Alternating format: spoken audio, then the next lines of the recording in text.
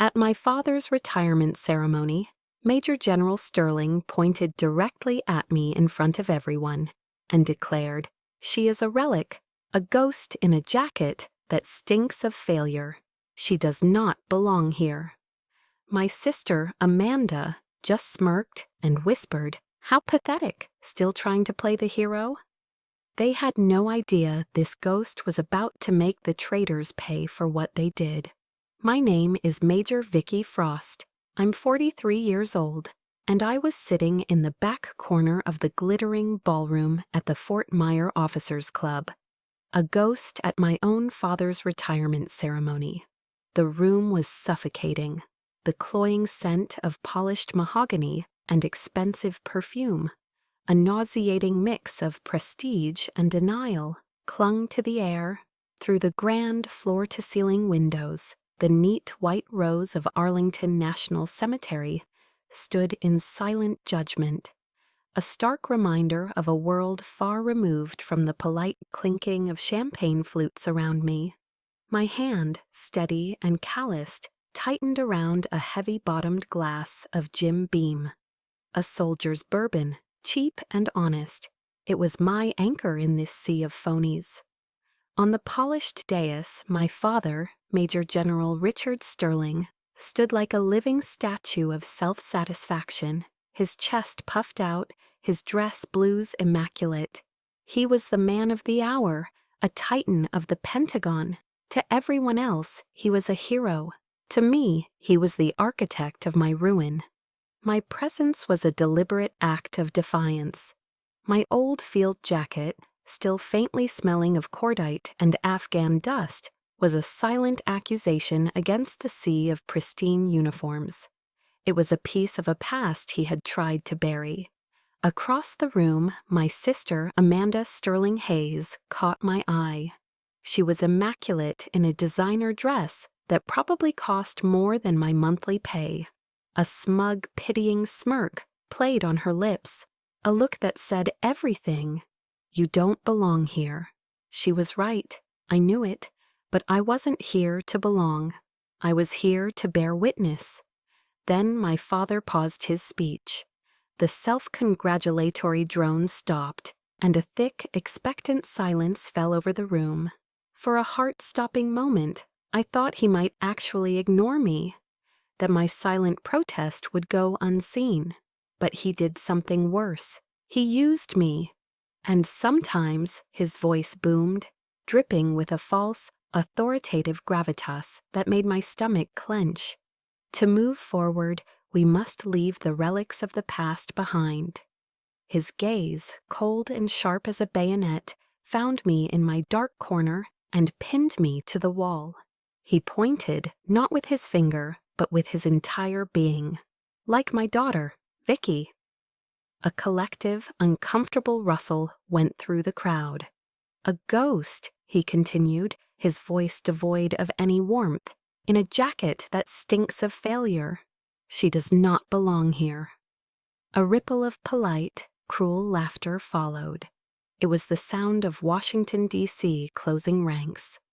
I saw Amanda lean toward the senator's wife beside her, her whisper just loud enough for me to hear over the subsiding chuckles. "So embarrassing. Mother was right when she said she was a family mistake." My heart didn't break. It was already calloused over, a mass of scar tissue from years of similar cuts. It just turned cold, the kind of cold that settles deep in your bones, steel cold. I took a slow sip of my bourbon, the burn of familiar comfort. I held his gaze, refusing to look away, refusing to give him the satisfaction of my retreat. Just as the smug silence began to settle again, the grand double doors at the back of the hall swung open with a decisive thud. The entire room turned. General David Maxwell, a 4-star living legend, strode in. He was the kind of man who didn't need to command a room. His presence simply owned it. The air crackled. Officers who had been lounging in their seats instinctively straightened their spines. Maxwell's eyes, famous for their piercing intensity, swept past my father without a flicker of recognition. They scanned the crowd, a predator searching for a specific target. And then they landed on me. His gaze dropped for a fraction of a second to my arm, where the edge of my chimera tattoo, a mythical beast of fire and shadow, was unintentionally visible below my rolled-up sleeve. A look of profound shock washed over his weathered face. The room held its breath. He took a step forward, and his voice, sharp as a razor and carrying the weight of 4 decades of command, cut through the suffocating silence. "Major Frost," he said my name, my rank. "I thought you were all KIA in the Korengal Valley." The words hit the room like a grenade. KIA, killed in action. A stunned, absolute silence descended. The polite smiles vanished from every face. My father stood frozen, his mouth agape, his carefully constructed performance shattered into a million pieces. Then something incredible happened. An old colonel in the front row, a man I'd never met, slowly rose to his feet. Then another officer and another. It started as a ripple and became a wave. Within seconds, every single uniformed officer in that ballroom was standing, their eyes fixed on me. The applause began, not the polite, political clapping from before, but a deep, rolling thunder of respect. It was the sound of soldiers honoring one of their own. They were applauding a ghost. My father looked as if he'd been struck by lightning. The color drained from his face. He had lost control, completely. And I knew, as I stood there in the echoing applause, bathed in the light of a truth he could no longer contain. This was only the beginning, Korengal. The name itself is a memory forged in dust and fire. But the betrayal didn't begin in that valley. It began 10 years earlier, under the pristine Gothic arches of West Point, on a day that smelled of freshly cut grass and ambition. I remember the weight of his hands on my shoulders as he pinned the gold bars of a second lieutenant onto my collar. My father, his face, captured by a dozen news cameras, was a mask of immense pride. He leaned in close, his voice a low, resonant rumble, meant for the microphones and the history books. "Duty, honor, country, there is nothing more sacred, Vicky," he said, the words rolling off his tongue with practiced ease.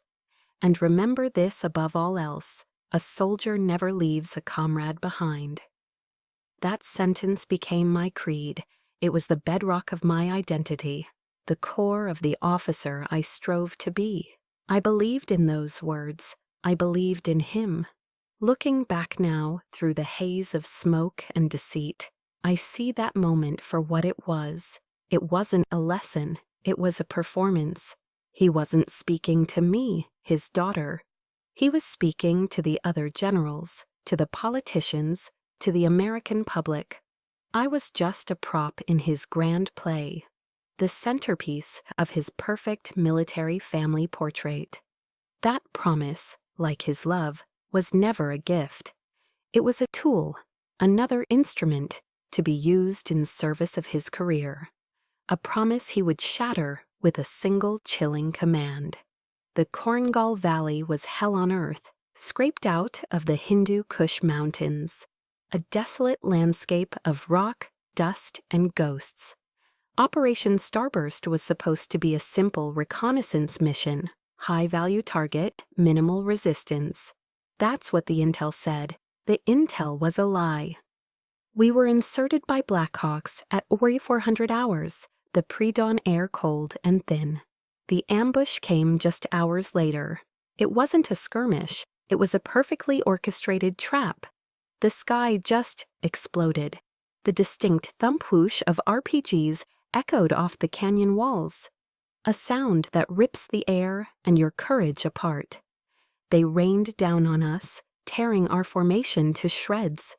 The ground bucked and heaved. I saw Sergeant Sarge Miller, the man who taught me how to field strip my rifle blindfolded, his laugh as rough as his hands, just go down, his body slumping behind a rock outcropping. He was just gone. Chaos erupted. It was a symphony of destruction, the crack of enemy fire from the ridges above, the answering staccato of our M4s, the screams of the wounded. Doc Evans, our medic, who always carried a worn photo of his 5-year-old daughter inside his helmet, was hit while trying to reach Miller. He fell, his aid bag spilling its contents onto the thirsty ground. My commander, Colonel Marcus Thorne, a man I respected more than my own father, collapsed beside me, a dark blossoming stain spreading across his chest. He gasped, his eyes wide with shock and pain. Everything dissolved into a blur of instinct and training. We were caught in a kill box. The intel wasn't just wrong, it was catastrophically, fatally wrong. Or worse. A cold dread began to seep through the adrenaline. It felt like we had been deliberately marched into a slaughterhouse. The acrid smell of cordite and the sweet, coppery scent of blood filled my lungs. It was the smell of betrayal. I dropped to my knees beside Colonel Thorne, my hands pressing down hard on his wound, trying to hold his life in with sheer force of will. My fingers were slick and warm. "Stay with me, sir, stay with me," I yelled over the din. He was fading. I grabbed the radio handset, my voice cracking as I screamed into it, using the call sign for our unit's commander. "Mayday, mayday, mayday, this is Chimera Actual. We are compromised and overwhelmed, requesting immediate extraction. I repeat, we are overwhelmed." The line hissed with static. The seconds stretched into an eternity, each one a lifetime. My heart hammered against my ribs. I waited for the calm, professional voice of the radio operator at Bagram Airfield. But that's not who answered. A different voice came through the speaker, a voice that cut through the static and the chaos of the battlefield. A voice I had known my entire life. But it was different now. It was flat, devoid of emotion, as foreign and chilling as the wind whipping through that valley of loss. It was the voice of my father, Major General Richard Sterling. "Extraction request is denied, Chimera Actual," he said, his tone as calm as if he were ordering lunch. "Hold your position, maintain radio silence, out." A final dry click. He had cut the connection. He had severed our lifeline. In that single sterile transmission, he had signed our death warrants. He had thrown his own daughter, his own men, into the fire and walked away. In that moment, as the sounds of the battle raged around me, a horrifying clarity washed over me. We weren't a special forces unit caught in a bad ambush. We were a sacrifice. We were the acceptable losses. We were the secret he had to bury in the dust of the Korengal Valley. I looked down at Colonel Thorne, his breathing shallow, and then at the bodies of my men scattered across the rocks. The promise from West Point echoed in my mind. A soldier never leaves a comrade behind. It was all a lie, a hollow, damnable lie. I hoisted my colonel onto my back, his weight a crushing burden. The fight for survival had just begun. I never got a hearing. There was no debrief, no formal inquiry, no chance to tell my side of the story. They didn't face me like a soldier. They erased me like a clerical error. The final blow came not on a battlefield, but in a plain brown manila envelope from the Department of Defense, delivered to my temporary apartment in Virginia. Inside, the crisp, impersonal letter detailed my medical discharge. The official reason, acute post-traumatic stress disorder. It cited my inability to effectively command. Cold, clinical words designed to turn a soldier into a patient, a warrior into a victim. They were stripping me of my career, my honor, and my truth, all with the stroke of a pen. Clipped to the top of the official document was a small yellow sticky note. The handwriting was my father's, neat and controlled. It held just 2 sentences. "Vicky, this is for the best. Let it go. For the best? For whom? For his pristine career, untouched by the messy reality of the war he helped orchestrate. Let it go." It wasn't advice, it was his final command. He wasn't just taking my career, he was trying to take my reality, to overwrite my memory with his sanitized version of events. He wanted the ghost of Korengal to fade away, and he was starting with me. So I drove. I pointed my old pickup truck west and didn't stop until the manicured lawns of Virginia were a distant memory, replaced by the vast empty skies of Big Sky country. I ended up in Montana, a place with enough wide-open space to scream and know that no one would hear you. With the last of my savings, I bought a small secluded log cabin at the end of a long dirt road, and I disappeared. For 7 years, I lived as a ghost. My days were spent at a local auto repair shop, a place of honest work and tangible problems. I learned the rhythm of engines, the feel of a wrench in my hand. The thick, greasy smell of motor oil was a welcome replacement for the scent of cordite that still lingered in my nightmares. It was a simple, exhausting existence that left little room for thought, but the nights were long. The nights belonged to the past. I'd sit on my porch with a bottle of bourbon, the cheap kind, and watch the stars appear in the ink-black sky. And I would remember. I'd replay every second of Korengal, searching for a logic that wasn't there, trying to piece together the fragments of the betrayal, the faces of my men, the sound of the RPGs, the cold finality in my father's voice over the radio. It was a relentless loop. Occasionally, my sister Amanda would call. Her calls were never to see how I was doing. They were check-ins, surveillance missions, disguised as sisterly concern. She'd ask if I was accepting reality yet.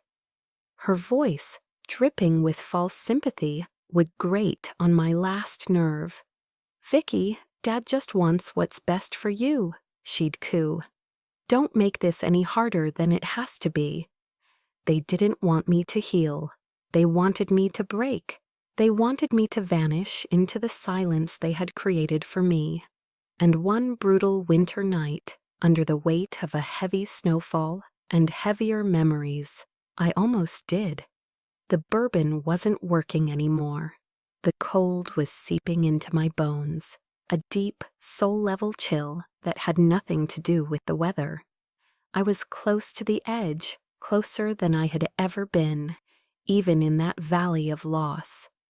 Rummaging through an old footlocker, I found my mother's Bible. I'm not a religious person, my faith had been left behind on some forgotten battlefield, but I needed something, an anchor in the storm. My numb fingers flipped through the thin, worn pages, and they fell open to the Psalms. My eyes landed on the 23rd Psalm. "Yea, though I walk through the valley of the shadow of death, I will fear no evil, for thou art with me." I read the words again and again, not with faith in a God I no longer knew, but with a sudden, shocking clarity, a new understanding. I had walked through the valley of the shadow of death. I had survived, and I wasn't alone. My honor was with me. The memory of the men who had fallen was with me. The truth, the real, unvarnished, bloody truth, was with me. They had tried to bury it, but it was still there, inside me, a burning ember that had refused to be extinguished. That was the night the ghost of Montana began to stir.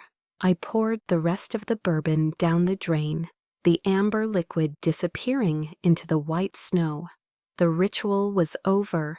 I walked back inside, the crunch of my boots, the only sound in the silent world.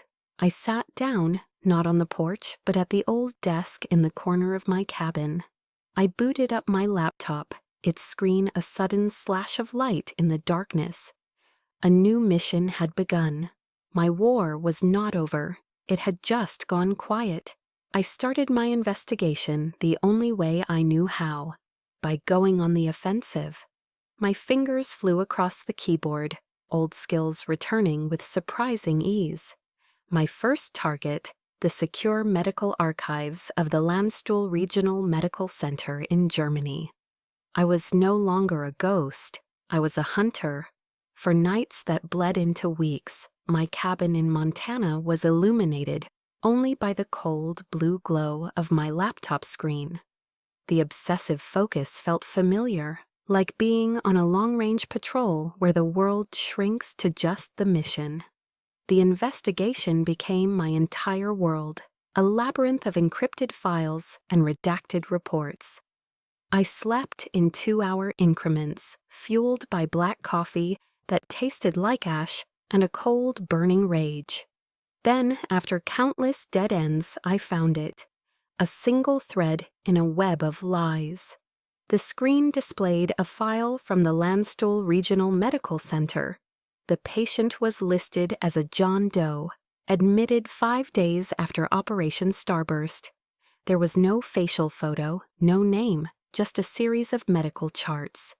But then I opened the radiology files, an X-ray of a left shoulder, and there it was, an old, healed fracture on the scapula, a unique pattern of scarring on the bone that was as familiar to me as my own reflection. It was the signature wound of Colonel Marcus Thorne, an injury he'd sustained on a mission in Somalia years before. My heart hammered against my ribs, a frantic, wild drumbeat. He was alive. They lied. They hid him away, buried him under a mountain of classified paperwork, while they told the world he was gone. My father had orchestrated the entire thing. The realization didn't bring relief. It brought a glacial fury that settled deep in my soul. He hadn't just left us to be eliminated. He had twisted the truth, erased a decorated officer from existence, all to protect himself. He had made Thorne a ghost, just like me. The digital proof was one thing, but I needed human confirmation. I needed someone who was there, someone whose memory couldn't be altered or deleted. My mind immediately went to one man, Andre Cole, my first sergeant, a soldier from the tough streets of Detroit, a man as hard as flint, with an eye for detail, sharper than anyone I'd ever known. I had to admit, Cole and I were never close. I'd kept a professional distance, the classic mistake of a young commander too focused on the mission, forgetting the people who execute it. It was a cold truth I couldn't deny, a regret I'd carried with me into exile. The long, monotonous drive to Chicago gave me time to think about it. The endless miles of asphalt, a reflection of my own single-minded past. I found him running a small, gritty boxing gym in a rough neighborhood on the outskirts of the city, a place dedicated to keeping street kids out of trouble. When I walked into the gym, the air hit me like a physical blow, thick with the smell of sweat, worn leather, and raw determination. It was the smell of a fight. In the center of the room, Cole stood in the ring, his powerful frame silhouetted by the overhead lights. He was coaching a young kid, his voice a low, steady rumble of encouragement. He saw me standing by the door, and his eyes, dark and knowing, met mine. There was no surprise in his gaze, no shock, only a quiet, solemn sense of expectation. It was as if he'd known, all along, that this day would eventually come. He finished with the kid, then jerked his head toward a small, cluttered office in the corner. We sat on 2 rickety chairs, the rhythmic thud of speed bags providing a steady backbeat to our silence. "I've been waiting for you, Major," Cole finally said, his voice as steady as I remembered. "I knew how Sterling got rid of you. He did the same thing to me." My breath caught in my throat. Cole explained that he'd been forced into early retirement a year after Korengal. His crime? He had questioned the logic of a command decision during a debriefing. A decision that had Sterling's fingerprints all over it. "That man doesn't want soldiers," Cole said, his voice laced with a bitter, hard-earned wisdom. "He wants pawns, pieces on a chessboard he can sacrifice." I slid my laptop across the desk and showed him the X-ray. He leaned in, studying the screen for a long moment. He didn't need me to explain. He just nodded slowly, a grim understanding settling on his face. "I knew it," he breathed. "Some things just didn't add up." He stood, walked over to a battered gray metal locker, and opened it with the satisfying click of a key from the chain around his neck. From beneath a pile of old gear, he pulled out a worn black and green logbook, the kind every NCO keeps. "I don't have digital proof like you, Major," he said, placing the book on the desk between us. "But I have names." He opened it. The pages were filled with his neat, blocky handwriting. A list of every good soldier I knew who got medically discharged or pushed out for disciplinary reasons after crossing paths with Sterling, every one of them a top-tier operator. He looked up at me, his eyes burning with a righteous fire that matched my own. "We're not the only ones, Major. We're a forgotten army." Those words hung in the air, heavy with years of injustice. For the first time in 7 years, I no longer felt like a ghost. I wasn't alone. A few weeks after my meeting with Andre Cole, I was back in the quiet isolation of my Montana cabin, but the silence felt different. It was no longer the heavy, suffocating blanket of despair. It was the charged stillness of a mission being planned. Cole's list of names, the Forgotten Army, sat on my desk, a constant, tangible reminder of my new purpose. Hope was a dangerous, unfamiliar feeling, but it was there, a fragile seedling pushing its way through frozen ground. That's when my phone buzzed, vibrating against the scarred wood of the table. An unknown number from a DC area code. I almost ignored it, letting it go to voicemail as I had for 7 years. But a soldier's instinct, a gut feeling that this was incoming, made me answer. "Vicky, darling." The voice was syrupy sweet, a weaponized charm so foreign in my world of Greece and solitude that it felt like a violation. It was my sister, Amanda. In 7 years, she had never once initiated a call. A cold knot of suspicion tightened instantly in my gut. "It's been too long, it really has," she cooed, her insincerity a palpable force. "Dad and I are just so worried about you, all alone out there. We were thinking, why don't you come home for dinner this weekend? Just family, a real family dinner." Just family. The words were a warning flare, a prelude to an attack. I knew, with the chilling certainty of a soldier sensing an ambush, that this was not an olive branch. It was a reconnaissance mission on their part, a trap. My father never admitted mistakes. He only managed threats, neutralizing them before they could grow. He must have heard something through the Washington grapevine, a whisper about a ghost asking questions. Maybe he knew I'd found Cole. This dinner wasn't about reconciliation. It was about damage control, a foolish younger part of me. The part that still craved a father's approval, wished it were true, but the Vicky who survived Korengal knew better. You don't get a second chance to trust a snake. "I'll be there," I said, my voice deliberately flat and even. Sometimes the best way to gather intelligence is to accept their invitation and walk right into the enemy's camp. Amanda's home was a stately brick townhouse in Georgetown. a monument to power and old money where political secrets were traded over cocktails. The air inside was cool and still, smelling faintly of lemon polish and a level of entitlement I'd forgotten existed. The dinner itself was a masterpiece of culinary deception. The table was set with heirloom silver and crystal that probably cost more than my truck. We had beef Wellington, the pastry a perfect golden lattice, served with an expensive Cabernet Sauvignon that tasted like ashes in my mouth. Everything was flawless, and everything was cold, especially the company. The conversation was a carefully choreographed performance, and I was the ghost at the feast. They talked around me as if I were a distant relative they were obligated to host. My father pontificated about national security, name-dropping senators with casual arrogance while swirling his wine. Amanda chattered about her new charity foundation and the floral arrangements for an upcoming gala. They spoke of a world of influence and appearances, a world so far removed from my own.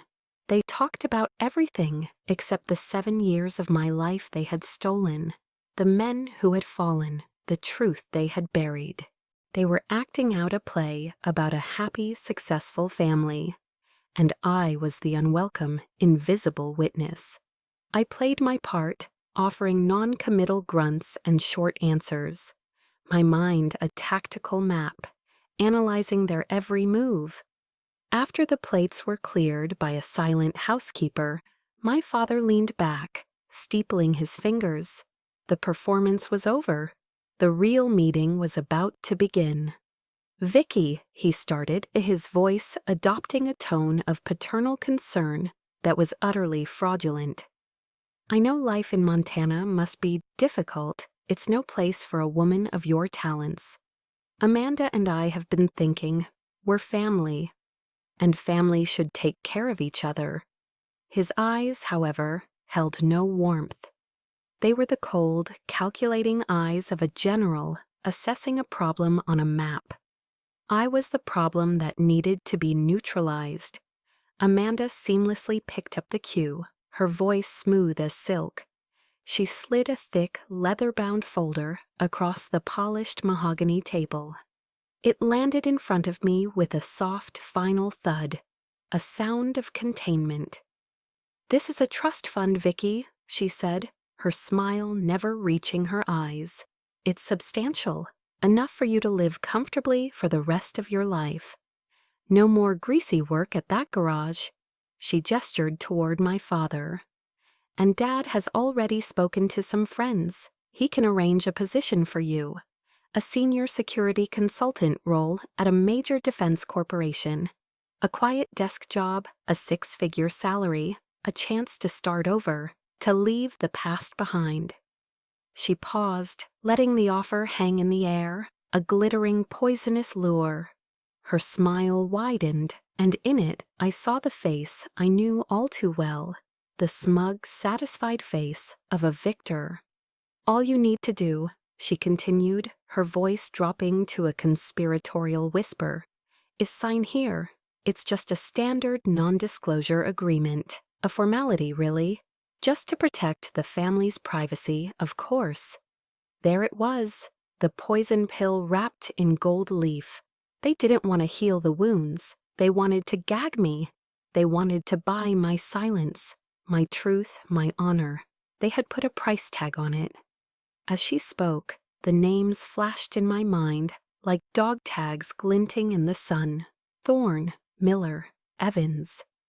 I remembered Evans showing me the picture of his daughter.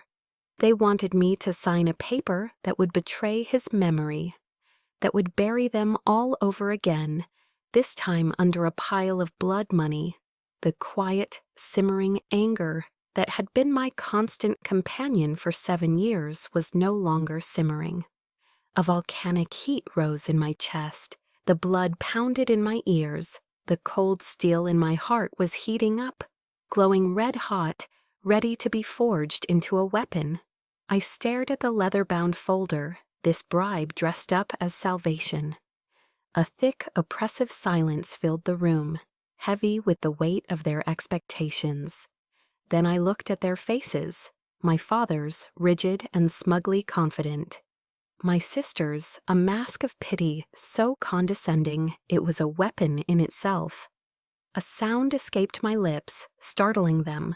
It wasn't a word, it was a laugh, not a sound of amusement, but a dry, harsh, grating sound, like metal scraping against bone.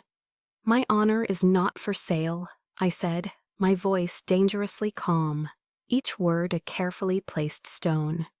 "And the honor of the men who perished in Korengal is certainly not for the two of you to purchase with blood money." The mask of paternal concern on my father's face evaporated, replaced by a flash of raw, unfiltered fury. His jaw tightened, and his eyes, which moments before had been feigning warmth, turned to chips of ice. The real man was finally showing himself. "Don't be naive, Vicky," he snarled, his voice a low growl that vibrated with menace. "They're gone. What value does the honor of the dead have compared to the future of this family?" That was it. The final desecration. The words struck me with the force of a physical blow, knocking the air from my lungs. He hadn't just betrayed the living, he now stood and spat on the graves of the dead, dismissing their ultimate sacrifice as a mere inconvenience to his ambition. The dam of my restraint, built over 7 years of silent suffering, didn't just crack, it exploded. The rage that erupted in me wasn't hot and loud, it was ice-cold and silent, a killing calm that sharpened all my senses and made the opulent room feel like a tactical grid. "Value?" I repeated, the word tasting like poison. I pushed my chair back, the legs scraping harshly against the hardwood floor, and stood. My movements were slow, deliberate, the posture of a soldier on the offensive. I met his furious gaze without flinching. "It has more value than your entire career, General. More value than every star on your shoulder and every medal on your chest. It has more value than all of Amanda's money. It's all we have left when everything else is stripped away." I raised my hand and pointed a single steady finger at him, the gesture an accusation. "You lectured me my entire life about duty, honor, country. But you, sir, know nothing of those words. You use them as a shield. You are not a soldier. You are just a politician in a uniform, a costume you wear to hide the hollow man inside." My gaze shifted to Amanda, who looked genuinely shocked that the family ghost would dare to speak back. "And you," I said, my voice cutting through her bubble of privilege, "you're worse. You know the truth, yet you stand here and choose to be his accomplice. You two deserve each other." I turned and walked toward the grand entryway, my back straight, my boots making no sound on the plush oriental rug. The silence I left behind me was more damning than any shout. I didn't look back. "This is the last time," I said, my voice ringing with the finality of a gavel strike. "The last time you will ever try to silence me. The game is over." My hand was on the heavy brass doorknob when I paused, a final thought surfacing, a piece of a better man's wisdom. I turned my head slightly. "By the way, Dad," I said, letting the word hang in the air with all its bitter irony. "I still remember what General Patton said. It is better to fight for something than to live for nothing." I let the silence stretch, then delivered the final blow. "I've finally found my something to fight for. Have you ever reached that point? The point of no return, where the only way forward is through the fire? That was where I was, and I will not stop." I walked out into the cool, humid DC night, leaving the wreckage of their perfect family dinner behind me. I didn't go back to my hotel. Instead, I drove to a 24-hour coffee shop in the Virginia suburbs, a brightly lit, anonymous place that smelled of stale coffee and disinfectant. Under the humming fluorescent lights, I sat in a booth in the back, the cracked vinyl cool against my skin. I opened my laptop. The screen came to life, a beacon in the dim light. My hands were steady as I composed a short, concise email to the personal, encrypted address of General David Maxwell. I attached 2 files. The first was the X-ray of Colonel Thorne's shoulder. The second was a short but damning audio file I had uncovered from a secure server. A recording of my father and an unknown contractor discussing the necessity of keeping Thorne's survival a secret. The subject line was simple, 3 words that carried the weight of 7 years of injustice: chimera, survivor, proof. My finger hovered over the mouse for a single heartbeat. Then I clicked send. The battle had truly begun. The email to General Maxwell was a declaration of war. The moment I hit send in that sterile 24-hour coffee shop, I transitioned from a ghost haunted by the past into a hunter shaping the future. The rage from my father's dining room had cooled, solidifying into a cold, hard resolve. This was no longer just about my pain. It was about the truth. 2 days later, I received a 1-line encrypted reply: Arlington, noon, Section 60. I met General David Maxwell among the endless silent rows of white headstones at Arlington National Cemetery. Section 60 is where the fallen from Iraq and Afghanistan are laid to rest. The air here was heavy, sacred. It was a place where lies came to die. We walked without speaking for a time, the only sound the crunch of our polished shoes on the gravel path. He finally stopped and handed me a thick manila folder. "The unredacted medical file for Colonel Marcus Thorne," he said, his voice a low, somber rumble. "And this is what he wanted you to know." Maxwell's story filled in the gaps. After being secretly evacuated from Korengal, Thorne had recovered at Landstuhl. He chose to disappear into the civilian world, knowing that if he re-emerged, my father would use the full force of his power to crush them both, burying the truth forever. Thorne said he was too big a target to hide, Maxwell continued, his gaze fixed on a nearby headstone. He then turned to look directly at me, his eyes filled with a weary respect. "But you, Major, he said you were small enough to slip through the cracks and sharp enough to strike." His exact words were, "She will be the one to ignite the flame of truth." Maxwell looked away, a deep sense of regret in his posture. "I've been ashamed of my silence for 7 years, Major. When the time comes, I will serve as a witness." Thorne's words, delivered by this living legend, became my new mission directive. It wasn't about revenge anymore. It was about fulfilling my commander's last wish. I flew back to Montana with a renewed razor-sharp focus. I had the what. I needed the why. I needed the final, undeniable piece of evidence. I dove back into the digital ether, my mind replaying every detail of the Korengal timeline. I remembered a fragment of intelligence, a logistical anomaly I'd dismissed at the time. A last-minute diversion of a shipment of sensitive medical equipment out of Bagram Airfield. On the same day, Thorne vanished from the official records. It was a loose thread. I started pulling. For days, I lived on coffee and adrenaline, my fingers flying across the keyboard. My training in signals intelligence, skills I thought I'd left behind in the dust of Afghanistan, came flooding back. I followed the digital breadcrumbs from a military server in Bagram through a series of shell corporations to a heavily encrypted server belonging to a private military contractor with deep ties to the Pentagon and to my father. It was a digital fortress, but I found a crack, and inside I found it, the silver bullet. It was an audio file, a recording of a secure phone call.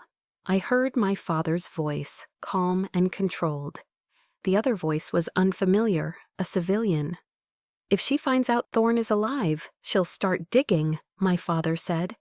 The other man asked, "Are you sure she won't be a problem?" And then came the words that ripped the last of my old wounds wide open. My father let out a short, dismissive laugh. "Vicky, she's too sentimental, too much like her mother. She'll never understand the hard decisions men have to make. I built this career from nothing. I'm not about to let my own daughter tear it down." He didn't see me as a soldier. He saw me as a sentimental fool, an emotional liability, a pale imitation of my mother. That recording wasn't just proof of a cover-up. It was the unfiltered truth of how he saw me. It was the weapon I needed. I called Andre Cole.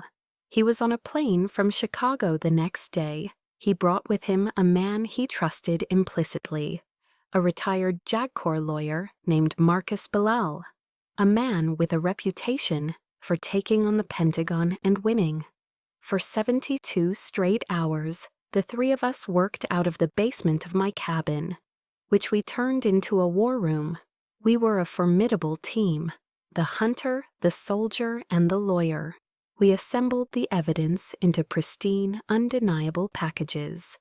We copied everything, the original, unredacted, mission reports from Korengal, the X-rays, Cole's logbook with its damning list of the forgotten army, the financial records of the private military contractor, and the audio file, the silver bullet itself.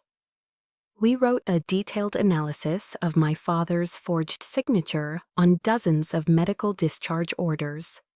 We didn't aim for a single target. We aimed for them all.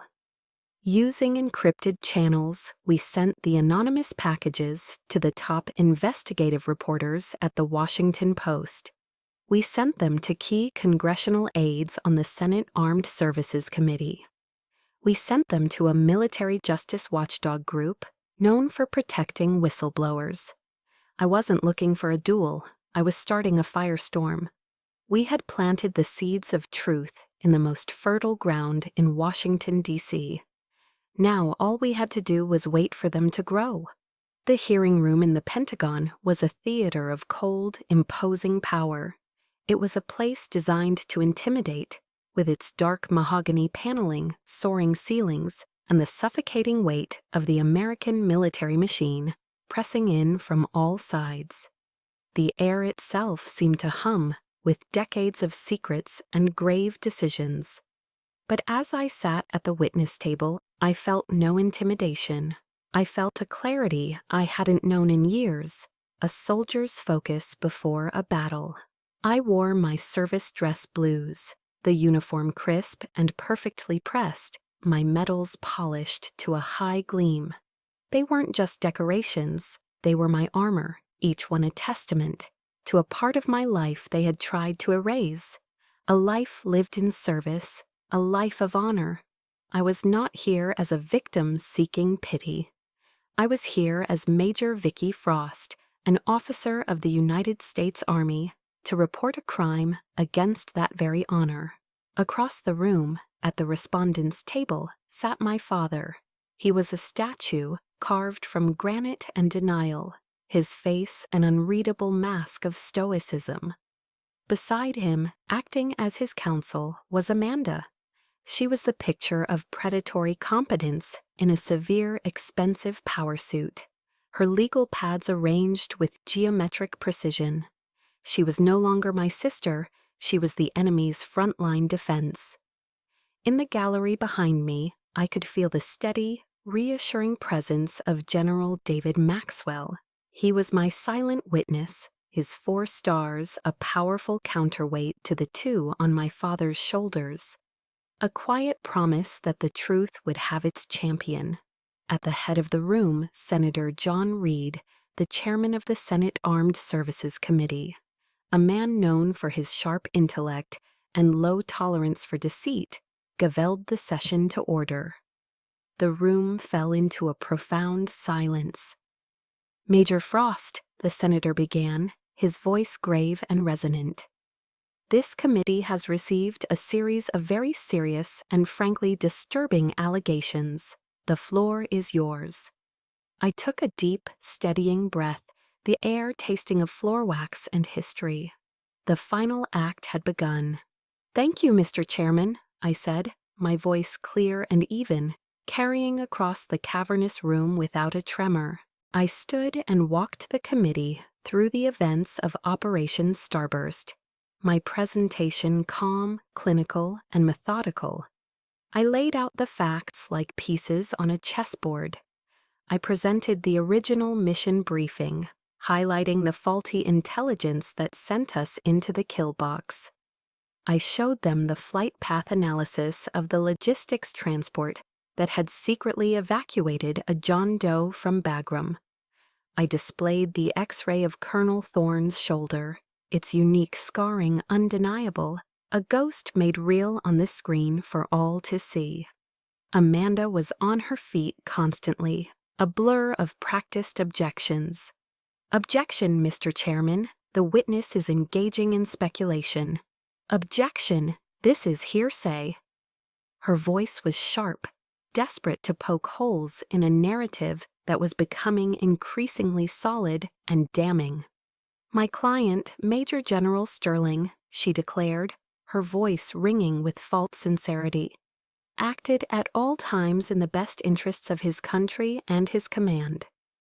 The chairman overruled her each time, his patience visibly thinning. Then, seeing her legal tactics failing, Amanda went for the jugular. She played her trump card, the weapon they had forged themselves. She held up a copy of my medical discharge papers. "Mr. Chairman, I would like to submit into the record the witness's own service file," she announced, her voice dripping with condescension. "A file which documents a clear and severe case of post-traumatic stress disorder.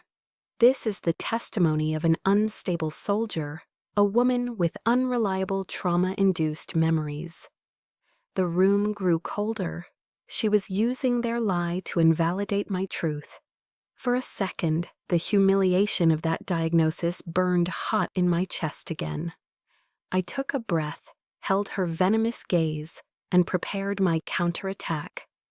"My memory may have been deemed unreliable by my father, Mr. Chairman," I said, turning to face her directly. "But what about the memories of the other soldiers?"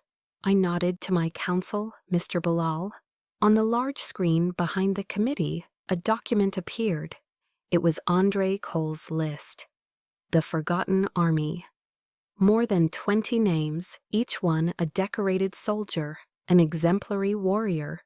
And next to each name was the date of their separation from the service and the reason: medical discharge, disciplinary action.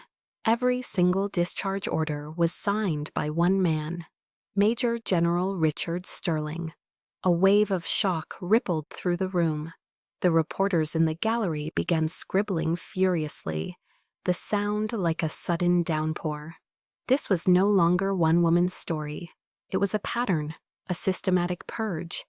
"And now," I said, my voice dropping, commanding the absolute attention of everyone present, "I would like to play one final piece of evidence."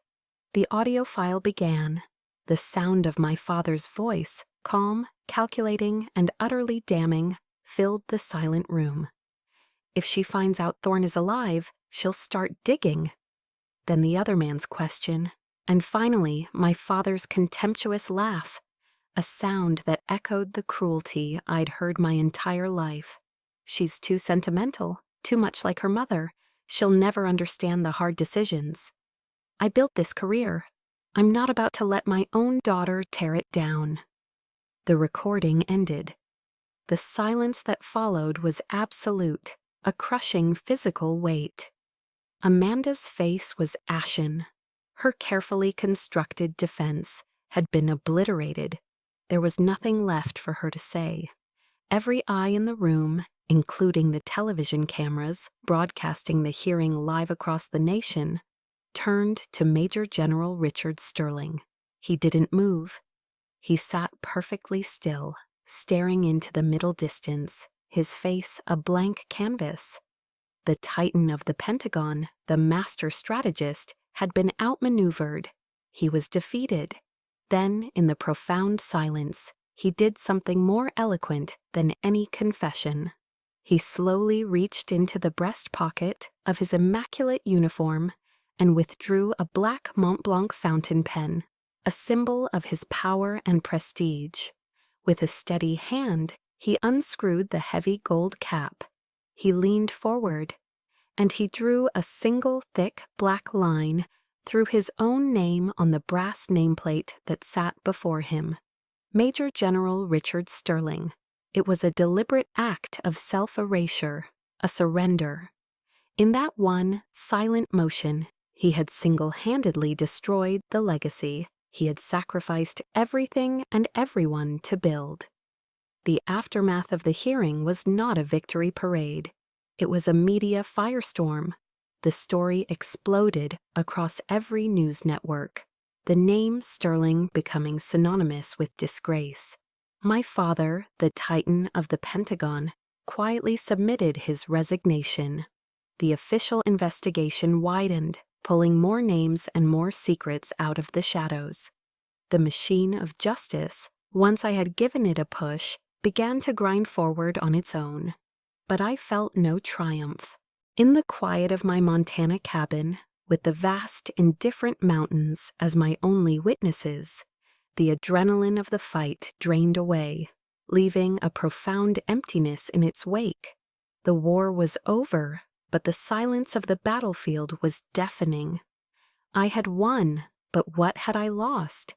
A few days later, an email from Amanda appeared in my inbox. The subject line was simply family. There was no apology. There was only the bitter, venomous rage of a princess whose castle had been stormed. "Are you happy now, Vicky?" she wrote. "You've destroyed everything. You've destroyed this family. You've destroyed Dad's legacy. All for your selfish need to be a hero." I read the words, each one a poisoned dart, and felt nothing. Just a quiet finality. Her blindness was absolute. She couldn't see, would never see, that I hadn't destroyed our family.